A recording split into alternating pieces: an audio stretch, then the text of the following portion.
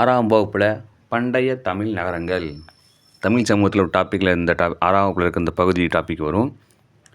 அதில் TNPSC group 4ல் கேட்கக்கூடிய டாப்பிக்கில் வைஸாக பண்டைய நகரங்களை பற்றி பார்க்க போகிறோம்.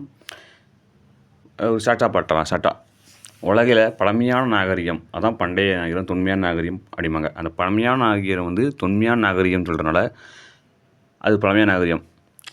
உங்களுக்கு புரிய நினைக்க ரொம்ப பழமையான நாகரிகத்தெல்லாம் தொன்மையான நாகரிகம் சொல்லுவாங்க. அப்படி தொன்மையான நாகரிகம் மெசபடோமியா நாகரிகம் தான் உலகிலே மிக தொன்மையான நாகரிகம். அது 6500 ஆண்டுகள்னு சொல்கிறாங்க.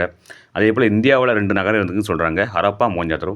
அதே மாதிரி தமிழ்நாட்டு பகுதி நீங்கள் பார்த்தீங்கன்னா அதில் மதுரை, காஞ்சி, பூம்பூர் அப்படி வந்திருக்கும். இது சான்றுகள் எங்கெல்லாம் கிடைக்கி இது தொன்மையான நகரம் அப்படின்னு பார்த்தீங்கன்னா பண்டைய தமிழ் இலக்கியங்களிலிருந்தும் அயல்நாட்டு குறிப்புகளிலிருந்தும் தொல்லியல் கண்டுபிடிப்பு அகழ்வாய்வு பண்ணுவாங்களே அதன் மூலம் நமக்கு கிடைக்கிறது. சரி, அது பூம்புகாரை பார்த்தீங்கன்னா இது ஒரு புகழ்பெற்ற நகரம், வரலாற்று சிறப்புமிக்க நகரங்களும் உண்டு. பண்டைய தமிழகத்தின் மிக பழமையான நகரங்களும் ஒன்றும் கூட. காப்பிய மாந்தர் கோவலங்கண்ணி சிலப்பதிகாரத்தில் கதாநாயகி பிறந்த ஊர். அதேமாதிரி புகழ்பெற்ற துறைமுகமும் கூட வரலாற்று சிறப்புமிக்க ஊர். வங்காள விரிகுடா கரையில் உள்ளது. காவேரி ஆறு கடலோடு கடக்கும் கரையில் உள்ளது. அது மயிலாடுதுறை பக்கத்தில் இருப்போம். நகரத்து புகார், காவேரி பூம்பட்டினம் போன்ற பெயர்கள் வேறு பெயர்கள் உள்ளன. சங்ககால சோழ அரசருடைய துறைமுகமாக விளங்கியிருக்குது. இந்த பூம்புகாரில் நடந்த வணிகம் பற்றி பட்டினப்பாளையை குறிப்பிடுது. சீரும் சிறப்புமாய் நடந்த வணிகம் பற்றி பட்டினப்பாளையை குறிப்பிடுது. பூம்புகாரில் இரட்டை காப்பியங்கள் சிலப்பதிகாரம் மணிமேகலையும் கூட பூம்புகாரை பற்றி குறிப்பிடுகிறது. சிலப்பதிகார நாயகி கண்ணையின் தந்தை மாநாயகன். மாநாயகன் என்றால் பெருங்கடல் வணிகன் என்று பொருள். நாயகன் என்றால் அதாவது நாயகனின் கோவலன் தந்தை மசத்வான் என்றால் பெருவணிகன் என்று பொருள். வணிகம் செய்ய கிரேக், ரோம் உள்ளிட்ட பல வணிகர்கள் நாட்டு வணிகர்கள் பூம்புகார் வந்திருக்காங்க. அப்படி வந்ததுனால அவங்க மொழியை நம்ம பேசியிருப்போம், நம்ம மொழியை அவங்களும் பேசியிருந்தாங்க. அதனால தான் பல்வேறு மொழிகளும் பேசப்பட்டன. பூம்புகார் மக்கள் வெளிநாட்டு மொழியை கற்றறிந்தனர். வெளிநாட்டு மக்களும் தமிழ் மொழியை கற்றறிந்தார்கள்.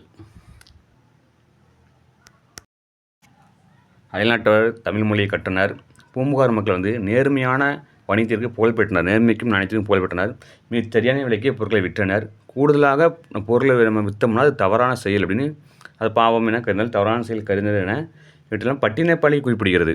நோட் பண்ணியிருந்தான். கூடுதலாக விலைக்கு பொருளை விற்பதை தவறு என பட்டினப்பாலை குறிப்பிடுது. மிக சரியான விலைக்கு பொருட்களை விற்றனர். பூர்வங்கள் நேர்மைக்கு நாணயத்திற்கு புகழ்பெற்றவர்கள். அயல்நாட்டவர் தமிழ் மொழியை கற்றனர். ஓகே, பட்டினப்பாலை ஆசிரியர்னா கூடியில் உருத்திரன் கண்ணனார்.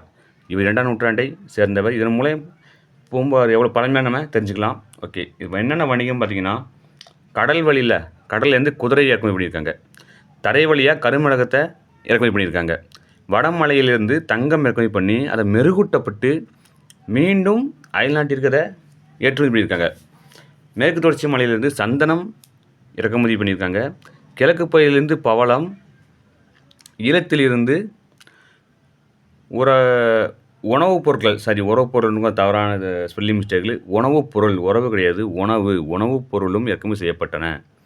புரிகிறதா? ஓகே, இவையெல்லாம் இறக்குமதி செய்யப்பட்ட பொருட்கள். இதில் முத்தும் வரும். பூம்புகார் மற்ற நகரிலிருந்து முற்றிலும் வேறுபட்ட முறையில் கட்டமைக்கப்பட்டன. வீடுகள் ஒழுங்கான முறையில் வடிவமைக்கப்பட்டது. எப்படி ரொம்பவும் ஒழுங்கான முறையில் வடிவமைக்கப்பட்டிருக்கு. அகன்ற நேரான தெருக்களை கொண்ட புகார் நகரமாக விளங்கியது. கப்பல் கட்டும் செப்பனிடும் தளம் உள்ளது பூம்புகாரில். இந்த ஹெரிட்டு தான். பூம்புகார் நகர வாழ்வினை சிலப்பதிகாரம் குறிப்பிடுகிறது. அதேமாதிரி பட்டினப்பாளையும் குறிப்பிடுகிறது. சிலப்பதிகாரத்தில் புகார் காண்டம். ஓகே, 200 வரை சிறப்புற்று திகழ்ந்த புகார் நகரம் கடல் கூட அழிந்திருக்கலாம் அப்படின்னு யோசிக்கிறாங்க. அது சான்றுகள் பூம்புகாரில் கிடைக்கிற என்றும். சரி, இது பூம்புகார் பற்றின. அடுத்து மதுரை, காஞ்சி பார்க்கலாம். பிடிச்சிருந்தா நம்ம சேனலில் பாருங்கள். நம்ம இறக்குமதி பொருட்களில் ஒரு பயன் மிஸ் பண்ணிட்டேன். முத்து சொன்னோம்ல, அந்த முத்து எங்கன்னா தென்கடல் பகுதியிலேருந்து முத்து இறக்குமதி ஆகிக்கின. கிழக்கு பகுதியிலேருந்து பவளம், ஈழத்திலிருந்து உணவுப் பொருட்களும், அது ஸ்பெல்லிங் மிஸ்டேக் இருக்கும், உணவுப் பொருளும் இறக்குமதி ஆகின. அதை மட்டும் நோட் பண்ணிக்கோங்க. சரிங்களா? நம்ம கரெக்ஷன் பண்ணிக்கலாம் அடுத்த வாட்டி. சரி, பிடிச்சிருந்தா சொல்லுங்கள் நம்ம சேனலை பற்றி.